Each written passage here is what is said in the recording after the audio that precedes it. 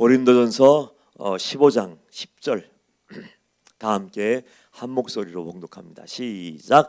그러나 내가 나된 것은 하나님의 은혜로 된 것이니 내게 주신 그의 은혜가 헛되지 아니하여 내가 모든 사도보다 더 많이 수고하였으나 내가 한 것이 아니요 오직 나와 함께 하신 하나님의 은혜로라. 아멘. 종교개혁 시대 중세는 한마디로 얘기하면 영적인 암흑기였습니다. 성직자들이 하나님을 두려워하지 않았어요. 하나님을 무서워하지 않고 온갖 모든 죄를 다 저질렀고, 그리고 하나님을 모르는 말씀을 접할 수 없는 그 백성들을 정말 넓은 길로 몰아가면서 지옥구덩이에 서슴없이 집어 던지는 그때가 종교개혁 시대였습니다. 그 영적인 암흑기에 예수 그리스도의 빛을 비추어줬던 위대한 믿음의 용사들이 있었어요.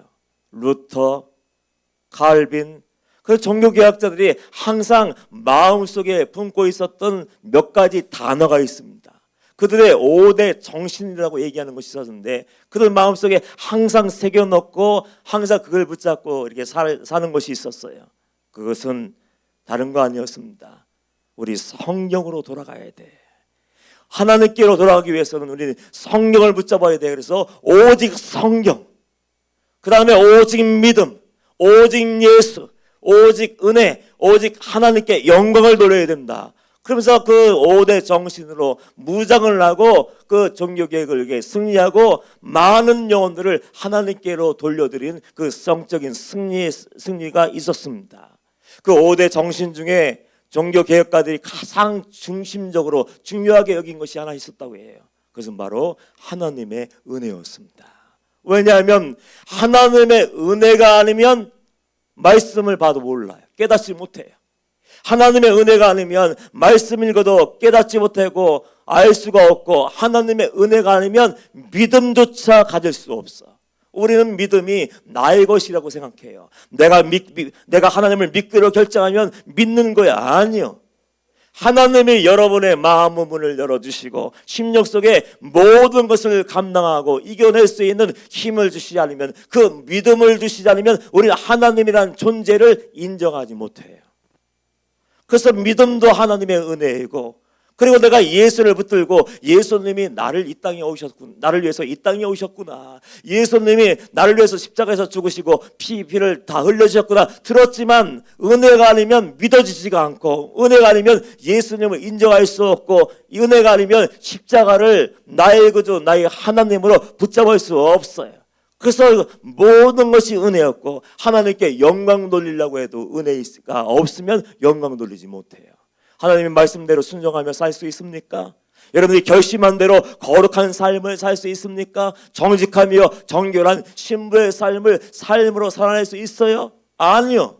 하나님이 우리를 딱 은혜로 붙잡아 주지 않으면 우리는 각기 제 길로 가요. 내 마음대로 자기 생각을 고집하며 내 마음과 생각과 맞지 않으면 하나님도 치워버리고 말씀도 꺾어버리고 내 고집대로 자존심을 내세우며 본능대로 감정대로 살 수밖에 없는 것이 우리예요.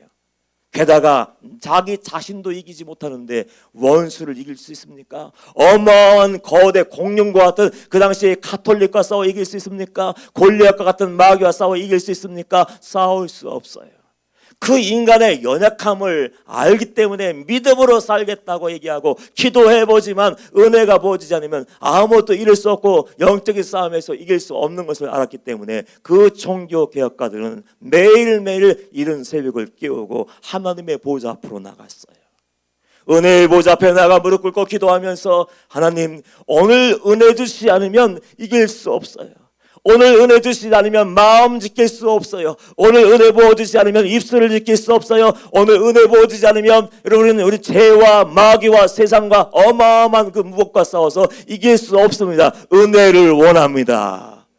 그렇게 처절하게 영적인 싸움을 싸우고 하나님을 잃어버리지 않으려고 몸부림치고 주님의 손을 꽉 붙잡고 결국 남이 이룰 수 없는 그 개혁을 이루어서, 야, 구원받는 거 믿음으로 얻는 거야. 사람이 말이 아니라 하나님의 말씀이 결론이 되어야 돼. 당당하게 그 말을 선포하고 승리할 수가 있었던 거예요. 2019년도를 돌아보니까 뭐 했는지 모르겠더라고요. 첫 주 예배를 드리면서 올 한 해는 정말 하나님의 사람답게 하나님이 기뻐하시는 삶을 살며 거룩한 열매, 성령의 9가지 열매 맺고 사랑의 향기만 딱 바라겠다고 결심을 하고 한 주를 생각하고 시작한 것 같은데 문득 돌아보니까 달력이 한 장밖에 안 남았더라고요. 뭐 했는지 생각이 안 나요. 어떤 성도님들은 목사님 힘들어 죽겠어요. 왜 이리 어려운지 모르겠어요. 어제도 어떤 성도님이 찾아와서 제가 표현한 대로 똑같이 하더군요. 목사님 손가락 하나 까딱할 힘이 없어요. 믿어야 되는데 믿음이 안 생기고 주님을 바라봐야 되는데 이 환경이 보이고 아이들이 보이고 건강이 보이고 삶이 보이고 주변이 보이고 다른 사람의 말이 들리는데 정말 영적으로 완전하게 소진이 되어서 아무것도 할 수 없습니다. 그 한마디 한마디 말에 그 성도님이 어떠한 형편에 처해 있는지 어떤 고통 가운데 놓여 있는지 어떤 눈물을 흘리고 있는지 그냥 몸으로 느낄 수 있을 것 같더라고요. 그런데도 불구하고 제가 이런 얘기했습니다. 성도님 힘든 거 하나님이 다 아셔요. 어려운 거 다 아셔요. 눈물 흘리는 거 다 아셔요. 그런데요 이걸 꼭 기억하셔야 돼요. 그럼에도 불구하고 성도님이 오늘 이 자리에 나와서 저와 상담을 하고 하나님 얘기를 나누고 같이 기도하고 새 힘을 얻을 수 있는 것은 전적인 하나님의 은혜입니다. 하나님의 은혜가 아니면 우리는 하루하루 한순간도 이겨낼 수가 없는 거예요. 특별히 사도 바울은 하나님의 임재의식이 강력한 사람이었어요. 어딜 가든지 그래 하나님의 은혜야, 뭘 하든지 하나님의 은혜야. 감옥에 가도 매를 맞아도 돌에 맞아도 사회소방에 끌어졌어도 하나님을 놓치지 않고 그래 하나님의 은혜로 사는 거야. 그 은혜의식이 누구보다도 특별하고 강력함을 가지고 있던 사람이었어요. 그 바울이 어느 순간 자기 삶을 돌아봤나 봐요. 예수님을 생각하면서 나 같은 죄인을 만나주신 것, 나를 사도로 불러주신 것, 지금까지 그 사명 감당케 하신 것을 생각하면서 그 삶을 주마등 같은 삶을 다 생각하며 돌아본 다음에 딱 결론을 내리면서 위대한 선언을 하는 거예요. 나의 나된 것은 하나님의 은혜로라. 여러분들도 한번 생각해 보십시오. 다사다난한 한 해였어요. 경제적인 위기, 안보의 위기, 사회의 불안, 여러 가지 정말 사방으로 다 둘러싸여 있는지 이거 사회 소망이 없을 것 같은 그 위기 순간들이 많았고 지금 그 위기 가운데 놓여 있어요. 그러나 여러분들 명심하셔야 돼요. 그럼에도 불구하고 오늘 여기까지 인도하셔서 인천 방직교회 성도가 되게 하시고 오늘 깨어나서 호흡하게 하시고 오늘 예배케 하시고 입을 열어 찬양과 감사와 영광을 하나님께 돌려드리게 하신 모든 것이 하나님의 은혜임을 믿습니다. 하나님의 은혜를 인정해야 돼. 범사의 그를 인정할 때 은혜의 문은 더 넓어지고 축복의 문은 더 넓어지고 믿음은 더 강해지는 거예요.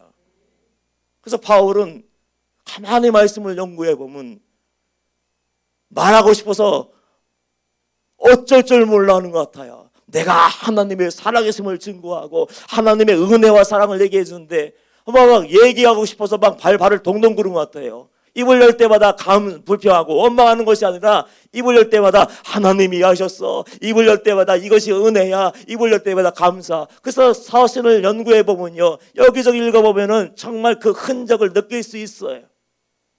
우리는 매일매일 부어주시는 하나님의 은혜로 사는데 그걸 몰라요.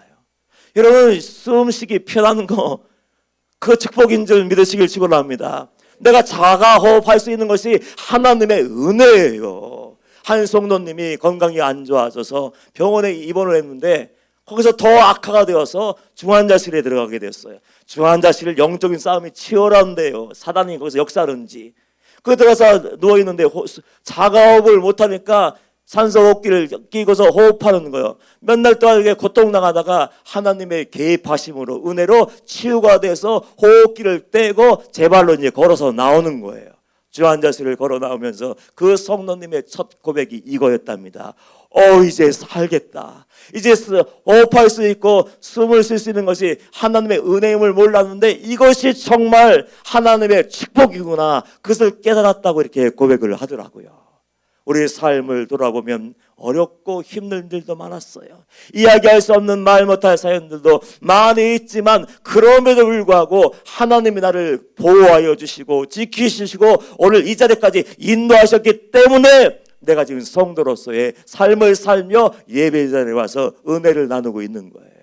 임철 목사님 저도 한때는 하나님의 사랑을 의심한 적이 있었습니다. 그 은혜를 모르고 39살 나이에 주님 만나고 충성하다가 잠시 제가 몸이 약해진 적이 있다고 얘기하지 않습니까? 건강이 무너졌어요.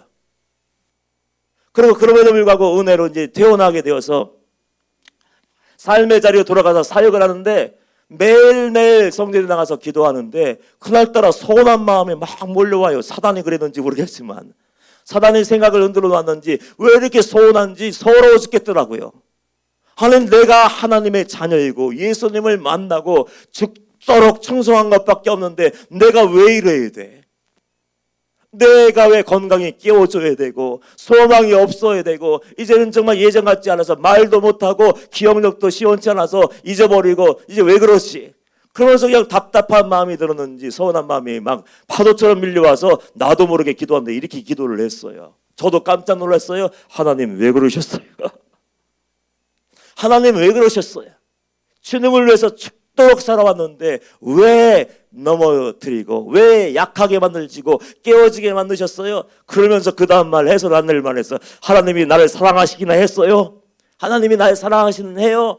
그러면서 혼자 이제 중얼거리고 있는 거예요. 그냥 아무것도 모르고. 그리고 그런 넋두리 같은 기도를 드리고 서운한 마음에 그런 표현을 하고 있을 때 갑자기 눈을 감고 있었는데 앞에 스크린이 있는 것 같더라고요. 앞에 스크린이 딱 뜨는 것처럼 보이더니 세 가지 장면이 순식간에 지나갔어.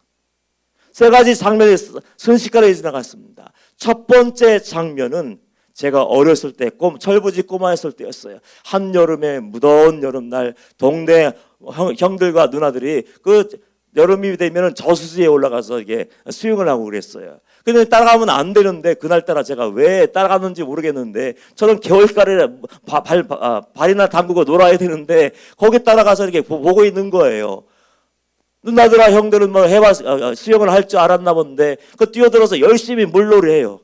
열심히 울려고 막 재밌게 하호 그리고 하 그리고 깔깔깔거리고 재밌게 놀기 때문에 나 지켜보다가 저도 그런 생각을 했어요. 나도 뛰어들면 물에 뜨겠지. 수영한 적도 없고 배운 적이 없는데 그냥 들어가면 물에 뜨나 보다. 그리고 앞뒤에 생각할 것도 없어요. 그냥 그 마음이 드는 순간 제가 힘을 내서 뛰어들었어요. 풍 들어가는 순간 어떻게 될게요? 꼬록꼬록 들어가는 거예요. 아니 뜰 줄 알고 다리가 허우적거리면 이제 헤엄을 치면 되는 줄 알았는데 이거는 가라앉는 거예요. 꼴깍 하고 있는 거예요. 그런데 어느 순간 나올 수가 없더라고. 더 이상 물 밖으로 나올 수가 없고 그 어린 나이인데도 불구하고 이제 끝인가 보다. 이제 죽는가 보다. 두려운 마음이 들고 이제 포기하고 쓱 들어가는데 누군가가 나를 끄집어냈어요. 누가 끄집어내서 이제 뚜기에다 딱 올려놓았는데 정신을 차리고 봤더니 아무도 없는 거예요. 그 장면 하나를 딱 보여주시고 두 번째 장면은 군대 갔을 때 사건이 있었습니다. 군생활 하신 분은 알겠지만요. 남자분들 옛날에는 아파도 아프다고 내색도 하면 안 돼요. 그냥 이를 악물고 끙끙거리고 의무대 갔다 오겠습니다. 손 드는 날 끝나는 거예요. 내부반에 초상집이 되는 거예요.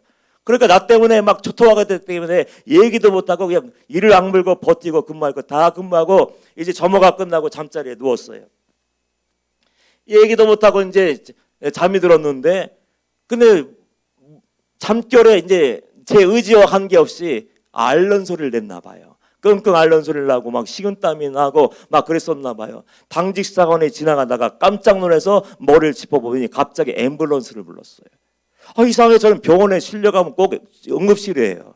그래서 응급실로 실려가서 이제 여러 가지 처치를 하는데 그 중에도 정신은 왔다 갔다 하는 거예요. 고열이 얼마나 나는지 열이 나고 소망이 없고 정신이 들었다 다시 없었다 하면서 이게 정신이 없는 거예요. 비몽사몽간이 된 거예요. 그런데 잠깐 정신이 뜬 어느 한밤중 몇 시인지는 모르겠어요.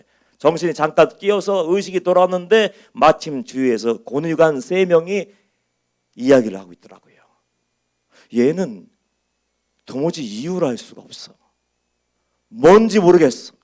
그래서 이런저런 얘기하다가 마지막 군의관이 이런 얘기, 해서는 안 되는 얘기를 하더라고요. 제가 다 듣고 있는데 이런 얘기하는 거예요. 오늘 밤이 지나기 전에 얘는 죽을 수도 있어. 그 얘기를 들으니까 제가 정신이 번쩍 나겠어 안 나겠어요? 정신을 또 잃으려고 하는 그 순간, 짧은 시간이었는데 그 얘기 듣자마자 내가 오늘 넘기기가 힘들어? 오늘이 고비야? 소망이 없어? 원인도 모르는데 왜 고열이 나고 내가 식은땀이 흐르고 앓는 소리를 내는지 이유를 알 수 없다는 거예요. 그러니까 막 무서운 마음이 들고 해서는 안 될 기도를 거기서 막 하는 거예요. 급하니까. 하나님, 저 살려주세요. 저 살려주시면 제가 제대하고 신학교에 가서 제가 종으로 내가 충성하겠습니다. 그렇게 기도했더니 그 다음날 아침에 씻은 듯이 회복이 되었어요. 그래서 제가 그런 생각을 했어요. 하루만 더 참아볼 걸. 그때 괜히 소원 기도했고 내가 지금 이러고 있는 거 아닌가. 하여튼 그 두 번째 장면이 그것이었고, 마지막 장면은 여러분들이 잘 알고 있는 뇌졸중이 와서 또 중급실에 실려가서 이제 있는데 의사가 나가라고 했어요. 왜 여기 있냐고. 해줄 게 없는데 왜 있냐고. 그래서 우리 목사님이 그런 표현하셨잖아요. 요단강 반쯤 건너가는 이 목사를 하나님이 붙잡고 끄집어와서 살려놓으신 거야. 그 세 가지 장면을 순식간에 보여주시면서 마음속으로 말씀을 하시더라고요. 저는 분명히 하나님의 음성이라고 믿어요. 분명한 말씀이 들려왔어요. 그때 너를 건져낸 게 나였어. 그때 너를 치유한 게 나였어. 요단강 건너가는 너를 내가 끄집어 놔서 살린 것이 나였어. 그 한마디 짧은 음성이 들려오는 순간 제 눈에서는요, 폭포수와 같은 눈물이 흘리기 시작했어요.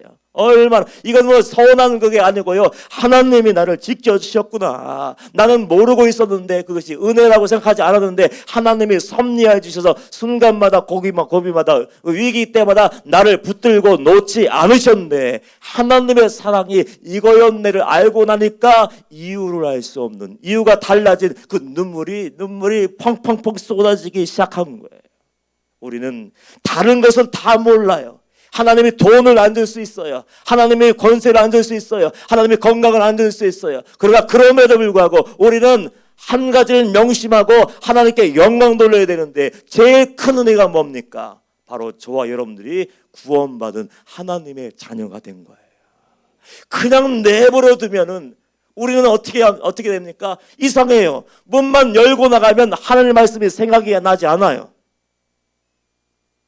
은혜 받았다고 얘기하고 은혜를 사모한다고 얘기하고 이 자리에 나왔는데 왜 예배 드리는 중에 받았던 그 은혜를 다 잊어버리고 말씀과 관계없는 삶, 성도가 아닌 성도로서 해서는 안 되는 그런 삶을 살아가는지 모르겠어요. 왜 그 말씀과 은혜를 다 빼앗겨 버리는지. 그래서 찬양하며 감사해야 되는데 왜 원망하고 불평하고 비판하고 정죄하고 열등감에 받아서 쌓여서 상처받고 시험당하고 낙심하며 사는지 모르겠어요. 그렇게 사는 이유는요, 그렇게 반응하는 이유는 하나님의 구원의 은혜, 십자가의 대속의 은혜가 얼마나 큰 것인지 모르기 때문에 그래요. 주님이 우리를 위해서 치르신 대가가 어떤 것이었습니까? 하나님인 그분이 인간의 몸으로 오셨다. 불가능해요.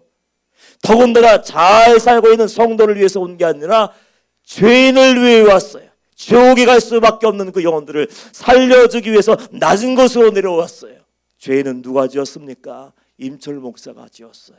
죄인은 누가 지었습니까? 우리 성도들이 지었어요. 죄는 우리가 지었는데 그 죄를 한 몸에 담당하시고 예수님이 십자가에서 죽으셨다는 거예요. 이거보다 더 큰 은혜가 어디 있습니까? 이걸 알면 구원받음을 위해서 감사하고 구원받음을 위해서 기뻐하고 구원받는 것을 인해서 우리가 하나님께 찬양과 경배와 영광을 올려드릴 텐데 그 은혜를 우리는 모르고 있는 거예요. 사도 바울이 그 예수님을 극적으로 만나고 어떤 고백을 했습니까? 에베소서 2장 8절 말씀 보면 너희는 그 은혜에 의하여 믿음으로 말미암아 구원을 받았으니 이것은 너희에게서 난 것이 아니요 하나님의 선물이라. 용서받을 수 있는 자격이 없어요. 용서받을 만한 다른 길이 없어요. 방법이 없어요. 이름이 없어요. 그런데 주님이 나 같은 주님을 거절하고 부인하고 삶으로 부인하고 반역하는 우리를 구원하기 위해서 이 땅에 오셨고 용서받지 못할 죄인을 위해서 주님이 대신 죽었다. 이거보다 더 큰 은혜가 어디 있냐고요. 전 내 삶을 돌아보면 정말 은혜 아니면 살 수 없었구나, 그걸 뼈저리게 절감을 해요. 어떻게 하나님이 나 같은 것을 불러내셨을까? 어떻게 하나님이 나 같은 사람을 죽음 가운데서도 지켜주시고 이 자리에 올려주시고, 의학적으로는 소망이 없고 사람들은 이제 끝났다고 얘기하는데 고쳐주셔서 이 자리에 올려와서 말씀을 전하게 하셨을까? 그때 모든 사람들이 한 번만이라도 서서 말씀 전하기 원하는 방직교회에서, 마가의 다락방에서 이게 담대하게 하나님의 말씀, 십자가의 복음, 회개의 복음을 전하게 하셨을까? 이해할 수 없어요. 하나님의 은혜로 저를 붙잡아 주셨기 때문에, 하나님의 능력의 발로 붙잡아 줬기 때문에 오늘도 이 자리에 올라가서 죄 많은 영혼이고 여러분 앞에 설 수 없는 죄인임에도 불구하고 은혜 주셔서 담대하게 말씀을 전하는 거예요. 저는 이 자리에 올라올 때까지 얼마나 두려운지 몰라요. 이만큼 목회했으면 자연스러워야 되지 않습니까? 삶이니까, 사역이니까 자연스러워야 되는데 말씀을 전하면 전할수록 두렵고 말씀을 전하면 전할수록 떨리고 왜 이렇게 힘든지 모르겠어요. 그래서 주일이 되면은 저는요 비상이 걸려요. 그냥 화장실에 그냥 들락날락 계속 들락날락 그냥 앉아 있어. 그냥 가서 그냥 가만히 서 있으면 배가 아픈 것 같아요. 또 가서 있으면 아무 일도 없어요. 또 나와 있어요. 저기 올라가면 또 배가 아픈 것 같아요. 또 가서 앉아 있어요. 시간 되면 어쩔 수 없이 나가야 되는데 하나님 붙잡아 주옵소서 하고 올라와요. 올라와서 말씀은 전해. 어떤 기도하는지 아세요? 하나님, 저는 아무것도 못해요. 하나님의 말씀을 넣어주셔야 되고, 임철 목사가 말씀을 증거할 때 우리 성도들의 마음을 활짝 열리게 하시고 성령님이 그 마음을 어루만져 주시고 말씀을 심어주셔야 성도들이 영의 양식을 먹고 영혼들이 살고 천국을 향하여 좁은 길로 걸어갈 수 있습니다. 그래서 은혜만 붙잡아. 은혜만. 날 구원하신 하나님, 날 구원하기 위해서 이 땅에 오신 예수님, 그분의 은혜가 아니면 나도 구원받을 수 없고 여러분들도 구원받을 수 없기 때문에 그 은혜를 사모하며 갈망하며 끊임없이 회개의 기도를 드리고 성도들, 영혼들을 살려달라고 기도하는 거예요. 하나님의 은혜가 아니면 나 같은 게 어떻게 종이 되고 나 같은 게 어떻게 구원받아서 이런 사명을 감당할 수 있을까 생각하면 감사만 나와요. 감사만. 여러분 생각해 보십시오. 지금까지 살아온 것도 하나님의 은혜예요. 하나님의 은혜예요. 이스라엘 나라에서 가장 최고의 전성기를 누린 왕이 누구예요? 다윗이 초석을 놓았고 그 다음에 아들 솔로몬이 최고의 전성기를 누렸어요. 모든 것을 다 가진 왕.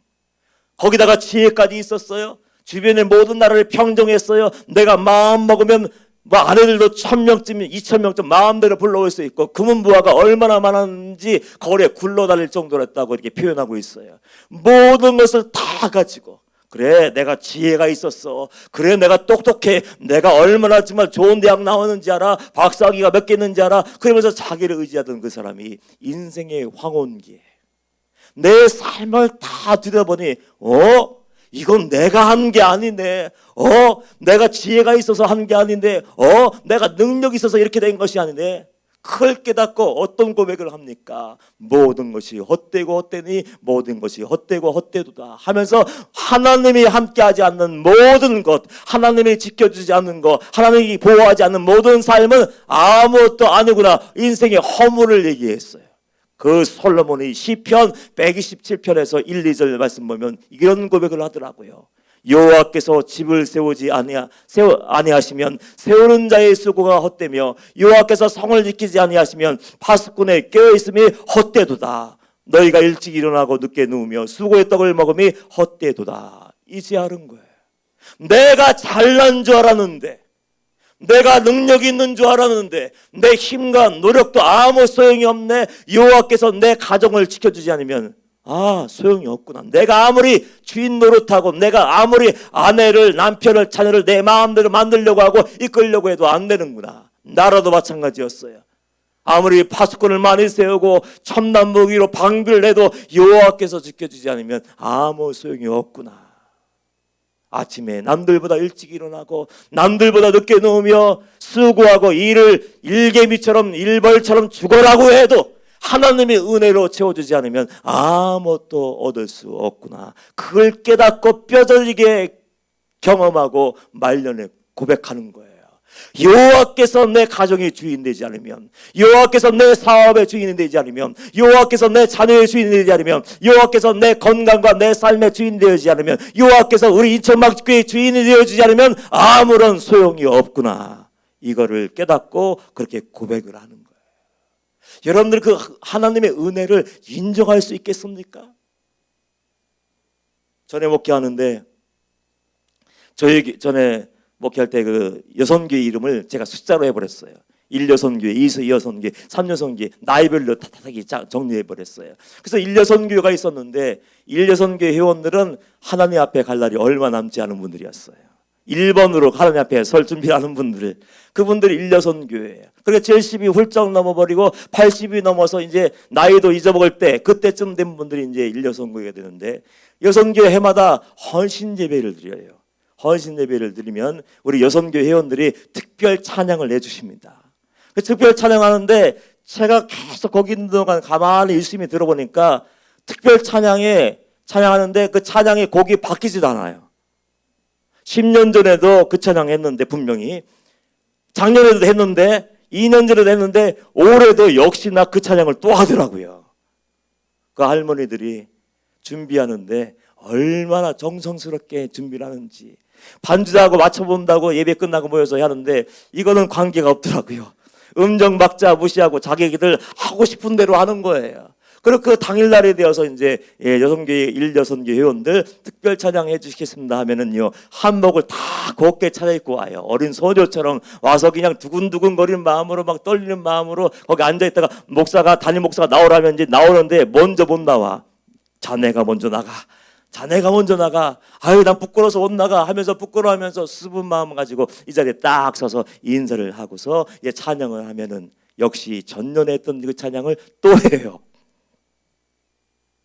지금까지 지내온 것 하나님의 은혜, 주님의 은혜라 하면서 그 찬양을 계속 매년 해요.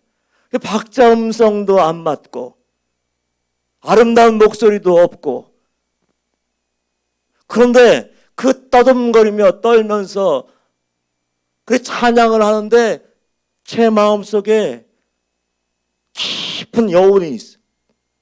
마음의 뭉클해서예요. 그 삶의 고백인 것 같아요. 영으로 찬양하는지, 그 인생을 다 달린 그분들이 찬양으로 믿음을 고백하는데 왜 이렇게 큰 은혜가 되는지, 성도들이 앉아서 그 찬양을 들으면서 눈시울이 다 붉어지고 그리고 눈물을 훔치는 사람이 한둘이 아니더라고요. 그분들은 아마 깨달았을 거예요. 어려운 일도 많았고, 어떤 분들은 젊어서 남편을 잃었고, 어떤 분들은 아이를 잃었고, 어떤 분들은 장애를 입고 홀로 살아온 사람들이 많은, 풍파가 많은 분들이 많은데 그분들이 항상 그 자리에 나왔을 때마다, 입을 열어 찬양할 때마다 지금까지 지내온 것 하나님의 은혜입니다, 주님의 은혜입니다 찬양하는데 큰 은혜가 있더라고요. 여러분들, 성도는 은혜 아니면 살 수 없는 사람이에요. 그 믿음을 가져야 되고, 하나님의 임재의식을 놓치지 말아야 되고, 범사에 하나님을 인정하기를 축원합니다. 그럴 때 하나님이 함께 하시고, 그럴 때 응답하시고, 그럴 때 축복하시는 거예요. 세상 사람들은 이런 얘기를 하더라고요. 운칠기삼. 제가 오랜만에 공부 좀 했어요. 운이 7이고 재능이 3이래요. 세상 사람들도 내가 아무리 똑똑하고 실력이 있고 아무리 발버둥 쳐봐야 운이 따라주지 않으면 너는 아무것도 못해. 세상 사람들은 운이라고 얘기하는데 믿는 사람들은 운이 아니죠. 하나님의 은혜죠. 내가 노력해야 되죠. 내가 할 거 아무것도 안 하고 손가락 까딱하지 않고 하나님 축복해 주십시오, 은혜 주십시오, 형통케 해주십시오, 안 해요. 하나님은 안 해주셔요. 아니, 못 해주셔요. 왜? 내가 의지가 없고 내가 믿음이 없고 성도의 삶을 살지 않는데 뭘 줄 수 있겠어요. 모든 것을 다 한 다음에 우리는 기다리는 거예요. 하나님, 제가 힘을 다하여 예배하고 힘을 다하여 예배 찬양하고 기도하고 충성하고 지금 기다리고 있습니다. 하나님, 은혜 내려 주옵소서. 그럴 때 하늘 문이 열리고 축복의 문이 열리는 거예요. 역도 선수 중에 장미란 선수 여러분들 기억하실 거예요. 베이징인가요? 북경 올림픽에서 금메달 딴 그 장미란, 저보다 덩치가 한 3배는 더 크죠. 어마어마한 힘을 가지고 있는, 그래서 괴력으로 들어올려서 역도 금메달을 땄는데 그 장미란 선수의 간증을 들은 적이 있어요. 얼마나 큰 은혜가 되었는지. 태릉 선수촌인가 그 선수촌이 이제 합숙을 하고 준비하는 거예요. 훈련은 그럼 매일매일 스케줄대로 다 짜여 있어요. 그래서 일어나는 시간, 잠자는 시간, 훈련하는 시간, 또 뭐 하는 거 막 이런 세부적으로 다 짜여져서 프로그램대로 다 돌아가는 거예요. 그러니까 얼마나 힘들겠어요. 그리고 이제 누우면은 그냥, 이런 표현을 하면 맞는지 모르겠지만 떡실신해서 언제 누가 나를 업어가도 모르는 그런 상황이 있지 않습니까? 그런데도 이 장미란 선수가 뜻을 정했더라고. 마음을 하나님께 드리고, 하나님 어떤 일이 있어도 내가 이것만은 포기하지 않겠습니다 하고 끝까지 지켜온 곳이 있었어요. 그게 뭔지 아십니까? 새벽을 깨우는 거예요. 피곤하고 고단하고 쉬고 싶고 시간도 없어. 게다가 시간도 없는데 하나님, 내가 하나님의 살아계심을 인정합니다. 하나님의 주권을 인정합니다. 하나님의 은혜 아니면 아무것도 할 수 없는 존재임을 압니다. 그러면서 뜻을 총해서 새벽을 깨우는 거야. 새벽 예배에 참석해서 예배드리며 피아노를 치면서 하나님께 찬양으로 영광 돌리고 그렇게 열심히 믿음의 생활을 했어요. 금메달을 따고 난 다음에 한 기자가 물었답니다. 이제 금메달을 땄으니까 당신의 수고와 노력에 대한 보상을 얻었습니다. 얼마나 좋습니까? 기뻐해야 되지 않습니까? 라고 물었을 때 그 장미란 선수가 이렇게 얘기를 했어요. 아무리 능력이 뛰어나도 금메달은 하나님이 주시는 겁니다. 멋있더라고.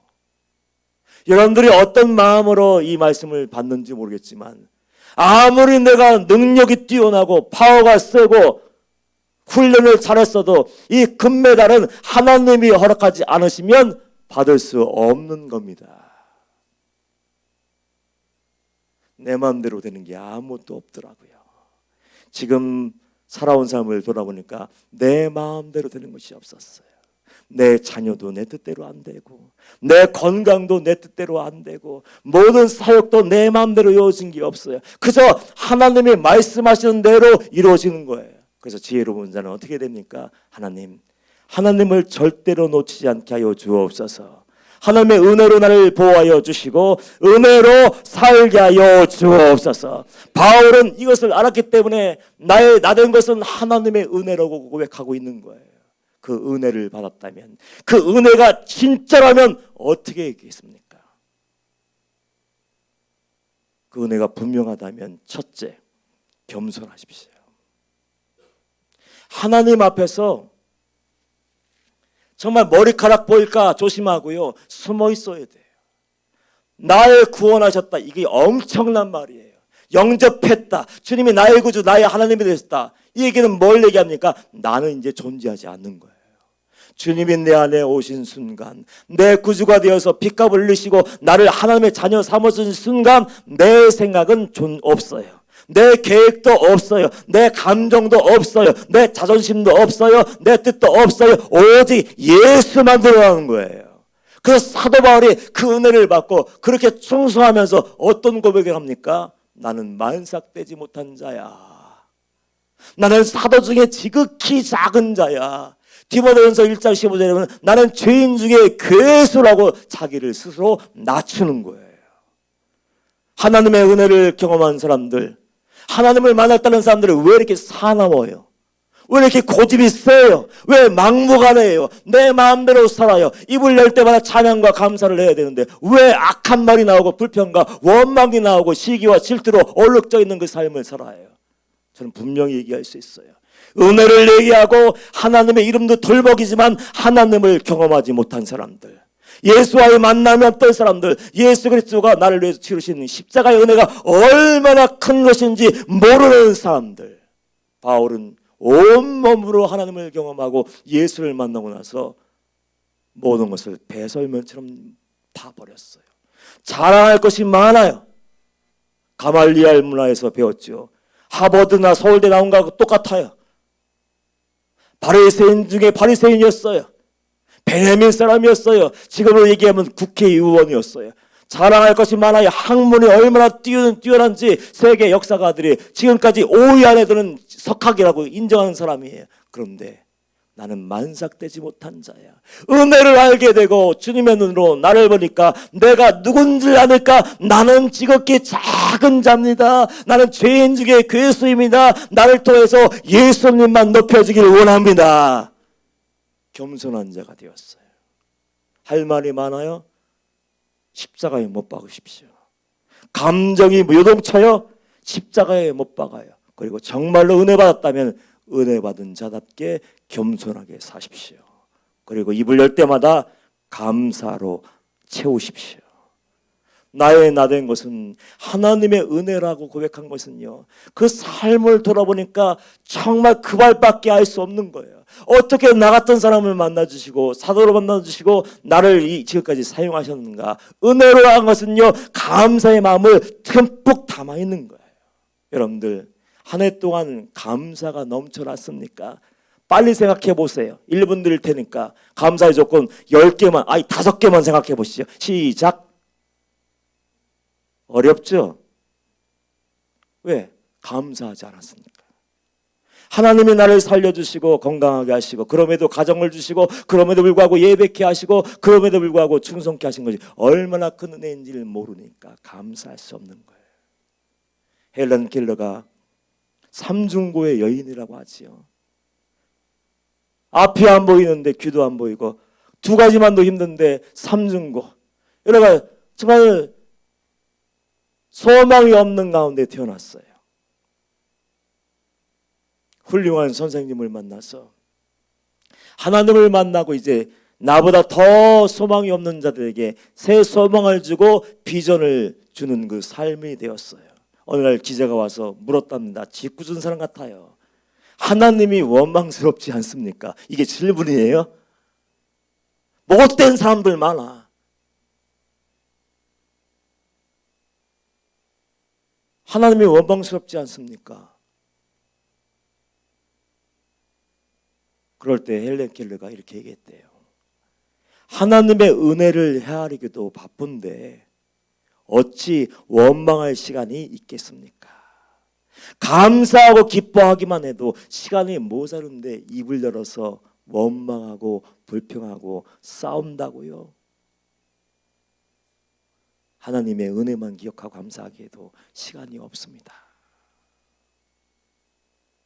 이것이 바로 하나님의 은혜를 말로만 알고 있는 자가 아니라 그의 삶으로 체험한 자의 고백이에요.